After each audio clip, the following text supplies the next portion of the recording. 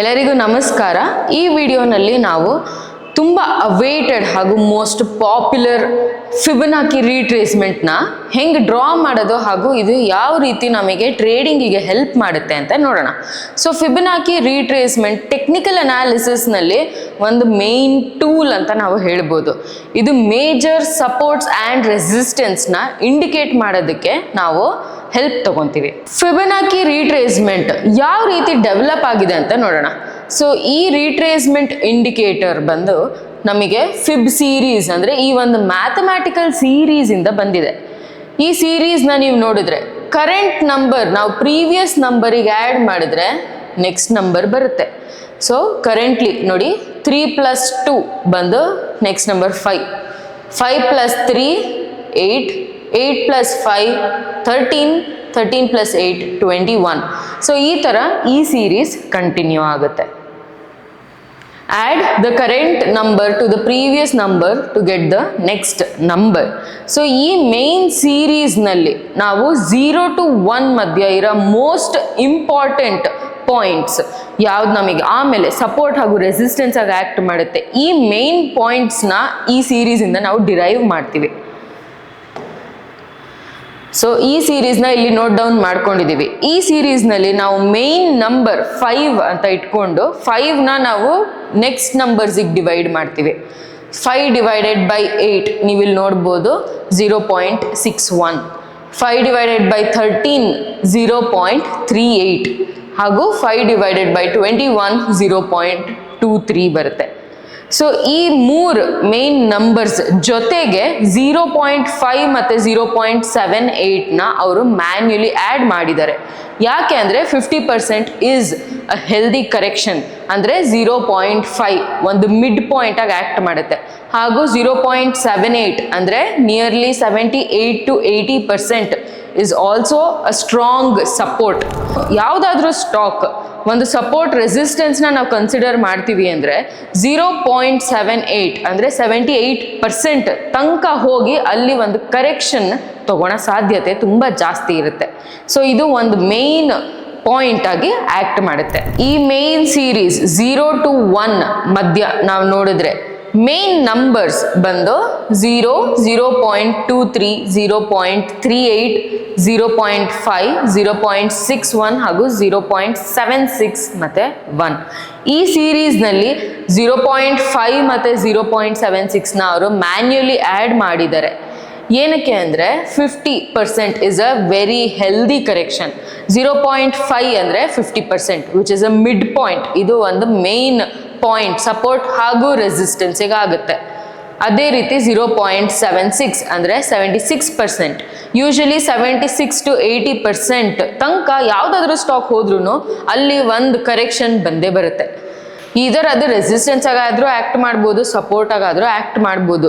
So 0.76 ಅಂದರೆ 76% of a previous swing ಒಂದು healthy correction ಬರೋ ಸಾಧ್ಯತೆ ಇರುತ್ತೆ. ಈ ಮೇನ್ ಸೀರೀಸ್ನ ಇಟ್ಕೊಂಡು ನಾವು ಫಿಬೊನಾಕಿ ರೀಟ್ರೇಸ್ಮೆಂಟ್ನ ಡ್ರಾ ಮಾಡ್ತೀವಿ. ಸೊ ಇವಾಗ ಫಿಬೊನಾಕಿ ರೀಟ್ರೇಸ್ಮೆಂಟ್ನಲ್ಲಿರೋ ಮೇನ್ ರೇಷಿಯೋಸ್ ಯಾವ ರೀತಿ ಸಪೋರ್ಟ್ ಹಾಗೂ ರೆಸಿಸ್ಟೆನ್ಸ್ ಆಗಿ ಆ್ಯಕ್ಟ್ ಮಾಡುತ್ತೆ ಅಂತ ನೋಡೋಣ. 23.6% ಅಂದರೆ 0.23 ಒಂದು ಶಾಲೋ ರೀಟ್ರೇಸ್ಮೆಂಟ್ ಆಗಿ ಆ್ಯಕ್ಟ್ ಮಾಡುತ್ತೆ. ಬಿಕಾಸ್ ಪ್ರೀವಿಯಸ್ ಸ್ವಿಂಗ್ ಗಿನ್ನ ಈ ಕರೆಂಟ್ ಸ್ವಿಂಗ್ನ ನಾವು ನೋಡಿದ್ರೆ ಇಮಿಡಿಯೇಟ್ ಆಗಿ ಸ್ಟಾರ್ಟ್ ಆಗಿದ ತಕ್ಷಣ ಬರೋ ಫಸ್ಟ್ ಸಪೋರ್ಟ್ ಅಥವಾ ರೆಸಿಸ್ಟೆನ್ಸ್ ಈ ಪಾಯಿಂಟ್. ಸೊ ಇಮ್ಮಿಡಿಯೇಟ್ ಆಗಿ ಬರೋದ್ರಿಂದ ಇದು ಒಂದು ಶಾಲೋ ಪಾಯಿಂಟ್ ಅಂತ ನಾವು ಹೇಳ್ಬೋದು. ತುಂಬ ಜಾಸ್ತಿ ಇಂಪಾರ್ಟೆನ್ಸ್ ಇದರಲ್ಲಿ, ಜಾಸ್ತಿ ಸ್ಟ್ರೆಂತ್ ಇದರಲ್ಲಿ ಇರಲ್ಲ. ನೆಕ್ಸ್ಟ್ ಬರೋದು 38.2% ಅಂದರೆ 0.38. ಇದು ಒಂದು ಮಾಡ್ರೇಟ್ ರೀಟ್ರೇಸ್ಮೆಂಟ್ ಅಂತ ಹೇಳ್ಬೋದು. ಥರ್ಡ್ ಒನ್ ಬರೋದು 50% ಅಂದರೆ 0.5 which is a main mid point. ಯಾವುದಾದ್ರೂ ಸ್ವಿಂಗಿಗೆ 50% is a very healthy correction. So ಇದು ಒಂದು ಮೋಸ್ಟ್ ಇಂಪಾರ್ಟೆಂಟ್ ಪಾಯಿಂಟ್ ಆಗುತ್ತೆ. ಫೋರ್ತ್ ಒನ್ 61.8 ಅಂದರೆ 0.61.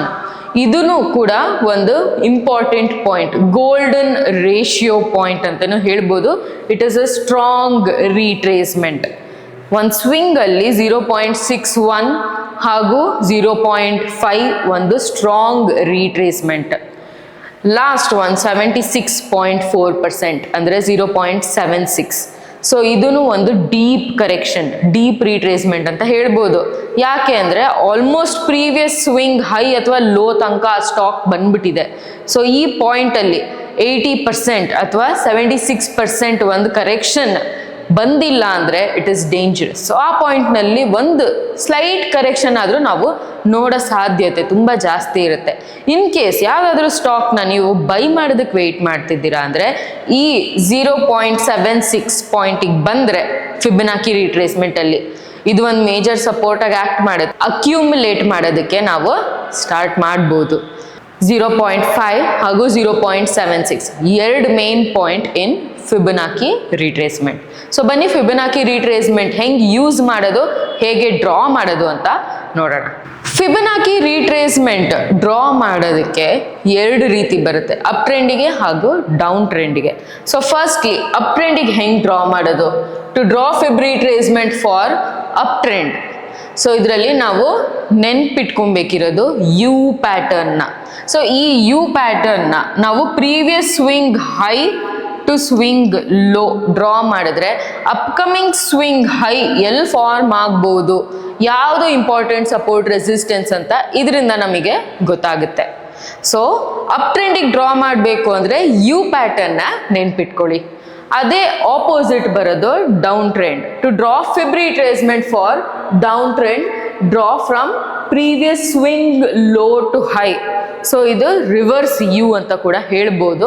ಸೊ ಇದರಲ್ಲಿ ನಾವು ಪ್ರೀವಿಯಸ್ ಸ್ವಿಂಗ್ ಲೋ ಇಂದ ತಗೊತೀವಿ U pattern, but reverse swing high ತನಕ, ಲೋ ಟು ಹೈ.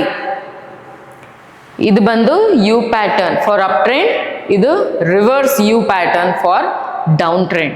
ಸೊ ಇದಕ್ಕೆ ಎಕ್ಸಾಂಪಲ್ಸ್ ನೋಡೋಣ ಬನ್ನಿ. ಸೊ ಇವಾಗ ಫಸ್ಟ್ಲಿ ನಾವು ಅಪ್ ಟ್ರೆಂಡಿಗೆ ಎಕ್ಸಾಂಪಲ್ ತಗೊಳ್ಳೋಣ. ಸೊ ತುಂಬ ಜನಕ್ಕೆ ಡೌಟ್ಸ್ ಇರ್ಬೋದು, ಈ ಪ್ರೀವಿಯಸ್ ಸ್ವಿಂಗ್ ಅಂದರೆ ನಾವು ಹೆಂಗೆ ಡಿಟರ್ಮೈನ್ ಮಾಡೋದು ಅಂತ. So current swing in case ಏನಾದರೂ ಅಪ್ ಟ್ರೆಂಡ್ ಇದೆ, ಕರೆಂಟ್ ಸ್ವಿಂಗ್ ಅಪ್ ಟ್ರೆಂಡ್ ಇದೆ ಅಂದರೆ ಇದರ ಪ್ರೀವಿಯಸ್ ಸ್ವಿಂಗ್ ಇದಿಷ್ಟು ಬಂದು ನಮಗೆ ಡೌನ್ ಟ್ರೆಂಡ್ ಆಗುತ್ತೆ. ಸೊ ಇದು ಒಂದು ಸ್ವಿಂಗ್, ಇದು ಕರೆಂಟ್ ಸ್ವಿಂಗ್. ಅಪ್ ಟ್ರೆಂಡ್ ಇರೋದಕ್ಕೆ ಪ್ರೀವಿಯಸ್ ಸ್ವಿಂಗ್ ಆಬ್ವಿಯಸ್ಲಿ ಡೌನ್ ಟ್ರೆಂಡೇ ಇರಬೇಕು. Up trend with up trend match ಆಗೋಕ್ಕಾಗಲ್ಲ. So current swing up trend ಇದ್ರೆ previous swing down trend, current swing down trend ಇದ್ರೆ ಪ್ರೀವಿಯಸ್ ಸ್ವಿಂಗ್ ಅಪ್ ಟ್ರೆಂಡ್ ಆಗಿ ನಾವು ತಗೊಬೇಕು. So ಈ ಪಾಯಿಂಟ್ನಲ್ಲಿ ನಾವು HUL ಕರೆಂಟ್ಲಿ ಅಪ್ ಟ್ರೆಂಡಲ್ಲಿದೆ ಅಂತ ಹೇಳ್ಬೋದು. ಬಿಕಾಸ್ ಇದು ಯು ಪ್ಯಾಟರ್ನ್ ಈ ಬಾಟಮ್ನಲ್ಲಿ ಒಂದು ಯು ಪ್ಯಾಟರ್ನ್ ಆಗಿ ರಿವರ್ಸಲ್ ತೋರಿಸಿದೆ, ಕರೆಂಟ್ಲಿ ಮತ್ತೆ ಆ ಸಪೋರ್ಟಿಗೆ ಬಂದಿದೆ. ಈ ಪಾಯಿಂಟಲ್ಲಿ ಒಂದು ಸ್ಟ್ರಾಂಗ್ ರಿವರ್ಸಲ್ನ ನಾವು ನೋಡ್ಬೋದು. ಸೊ ಇದಕ್ಕೆ ಫಿಬೊನಾಕಿನ ನಾವು ಡ್ರಾ ಮಾಡಿ ನೋಡೋಣ. ಸೊ ಫಿಬೊನಾಕಿ ನೀವು ಡ್ರಾ ಮಾಡಬೇಕು ಅಂದರೆ ಈ ಲೆಫ್ಟ್ ಸೈಡ್ ಇರೋ ಟೂಲ್ ಬಾರ್ನಲ್ಲಿ ಥರ್ಡ್ ಆಪ್ಷನ್ ಬರುತ್ತೆ, ಇಲ್ಲಿ ಫಿಬ್ ರಿಟ್ರೇಸ್ಮೆಂಟ್ ಅಂತ ನಿಮ್ಮ ಟ್ರೇಡಿಂಗ್ ವ್ಯೂ ಅಕೌಂಟ್ನಲ್ಲಿ ಕಾಣುತ್ತೆ. ಫಿಬ್ ರಿಟ್ರೇಸ್ಮೆಂಟ್ ಮೇಲೆ ಕ್ಲಿಕ್ ಮಾಡಿ, ಅಥವಾ ಲ್ಯಾಪ್ಟಾಪ್ ಯೂಸ್ ಮಾಡಂಗಿದ್ರೆ Alt F ಕ್ಲಿಕ್ ಮಾಡಿದ್ರೆ ಬರುತ್ತೆ. ಸೊ ಇನ್ ಕೇಸ್ ನಾವು ಅಪ್ ಟ್ರೆಂಡಿಗೆ ಡ್ರಾ ಮಾಡಬೇಕು ಅಂದರೆ ಎಲ್ಲಿಂದ ಡ್ರಾ ಮಾಡಬೇಕು? ಅಪ್ ಟ್ರೆಂಡಿಗೆ ಫಸ್ಟ್ಲಿ ನಾವು ಡ್ರಾ ಮಾಡಬೇಕು ಅಂದರೆ ಯಾವ ರೀತಿ ಸ್ಟಾಕ್ಸ್ನ ಚೂಸ್ ಮಾಡಬೇಕು? ಅಪ್ ಟ್ರೆಂಡಿಗೆ ಡ್ರಾ ಮಾಡುವಾಗ ಯಾವ ಸ್ಟಾಕ್ ಬಾಟಮಲ್ಲಿದೆ, ಯಾವ್ದು ಇಲ್ಲಿಂದ ಮೇಲೆ ಹೋಗೋ ಸಾಧ್ಯತೆ ಇದೆ, ಆ ಸ್ಟಾಕ್ಸಿಗೆ ಅಪ್ ಟ್ರೆಂಡಿಗೆ ಡ್ರಾ ಮಾಡಿ. ಯಾವ ಸ್ಟಾಕ್ ತುಂಬ ಓವರ್ ಬಾಟ್ ಝೋನಿಗಿದೆ, ಬೀಳೋದಕ್ಕೆ ಸ್ಟಾರ್ಟ್ ಆಗ್ತಾ ಇದೆ ಅಂದರೆ ಆ ಸ್ಟಾಕ್ಸಿಗೆ ಡೌನ್ ಟ್ರೆಂಡಿಗೆ ಡ್ರಾ ಮಾಡಿ. ಸೊ ಇಲ್ಲಿ ಕರೆಂಟ್ಲಿ HUL ಅನ್ನೋ ಸ್ಟಾಕು ಸಪೋರ್ಟಲ್ಲಿ ಟೆಸ್ಟ್ ಮಾಡ್ತಾ ಇದೆ, ಅಪ್ ಟ್ರೆಂಡ್ ಅಂತ ಹೇಳ್ಬೋದು, ಯಾಕೆಂದರೆ ಸಪೋರ್ಟಿಗೆ ಆಲ್ರೆಡಿ ಬಂದಿದೆ. ಸೊ ನಾವು ಇವಾಗ HULಗೆ ಫಿಬೊನಾಕಿ ಡ್ರಾ ಮಾಡಿ ನೋಡೋಣ. ಸೊ ಅಪ್ ಟ್ರೆಂಡಿಗೆ ಹೆಂಗೆ ಡ್ರಾ ಮಾಡೋದು? ನಾವು previous swing high to low draw ಮಾಡಿದ್ರೆ ಈ current swing high supports and resistance ಗೊತ್ತಾಗುತ್ತೆ. ಸೊ ಪ್ರೀವಿಯಸ್ ಸ್ವಿಂಗ್ ಹೈ ಬಂದು ಇದು ಈ ದೊಡ್ಡ ರೆಡ್ ಕ್ಯಾಂಡಲ್, ಇಲ್ಲಿ ಒಂದ್ಸಲಿ ಕ್ಲಿಕ್ ಮಾಡಿ. ಕರೆಂಟ್ ಸ್ವಿಂಗ್ ಇಲ್ಲಿ ಒಂದ್ಸಲಿ ಕ್ಲಿಕ್ ಮಾಡಿ, ಕೆಳಗಡೆ ಬಂದಾಗ ಈ ಕರೆಂಟ್ ಸ್ವಿಂಗ್ ಎಲ್ಲಿ ಸ್ಟಾರ್ಟ್ ಆಗಿದೆ ಆ ಪಾಯಿಂಟ್ ಪ್ರೀವಿಯಸ್ ಸ್ವಿಂಗ್ ಎಂಡ್ ಆಗುತ್ತೆ. ಸೊ ಲೋಯೆಸ್ಟ್ ಪಾಯಿಂಟ್ ಬಂದು ಈ ರೆಡ್ ಕ್ಯಾಂಡಲ್. ಸೊ ಇಲ್ಲಿ ತನಕ ಡ್ರಾ ಮಾಡಿದ್ದೀವಿ. ಸೊ ಇವಾಗ ನಾವು ನೋಡ್ಬೋದು ಕೆಳಗಡೆ ಇಳಿಯುವಾಗ, ಸೊ ಇಲ್ಲಿ ನಾವು ನೋಡ್ಬೋದು ಕೆಳಗಡೆ ಇಳಿಯುವಾಗ ಕರೆಕ್ಟಾಗಿ 0.38 ಇದೇ ಪಾಯಿಂಟಲ್ಲಿ ಒಂದು ಹ್ಯಾಮರ್ ಪ್ಯಾಟರ್ನ್ ಫಾರ್ಮ್ ಆಗಿ ರಿವರ್ಸಲ್ ಹೋಗಿದೆ. ಬಟ್ ರಿವರ್ಸಲ್ ಎಲ್ಲಿ ತನಕ ಕಂಟಿನ್ಯೂ ಆಗಿದೆ?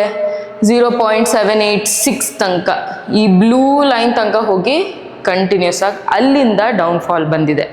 ಸೊ ಡೌನ್ಫಾಲ್ ಬಂದಿದೆ. ಈ ಕರೆಂಟ್ ಸ್ವಿಂಗ್ ಹೈ ಎಲ್ಲಿ ತನಕ ಫಾರ್ಮ್ ಆಗಿದೆ ನೋಡಿ, 0.5 2476 ಬಂದು ಈ ಕರೆಂಟ್ ಸ್ವಿಂಗ್ ಹೈ, ಅದಕ್ಕಿಂತ ಮೇಲೆ ಹೋಗಿಲ್ಲ.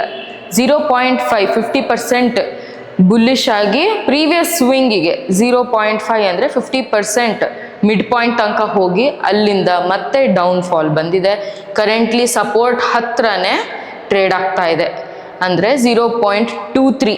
ಇಲ್ಲಿ ನೀವು ನೋಡ್ಬೋದು, ನೆನ್ನೆ ಮೊನ್ನೆ ಎಲ್ಲ ಗ್ರೀನಲ್ಲಿ ಇತ್ತು, ಬಟ್ ಇವತ್ತು ಆ್ಯಕ್ಚುಲಿ ಒಂದು ರೆಡ್ ಕ್ಯಾಂಡಲ್ ಬಂದಿದೆ, 0.23ಗಿನ್ನ ಕೆಳಗಡೆ ಇಳಿದಿದೆ.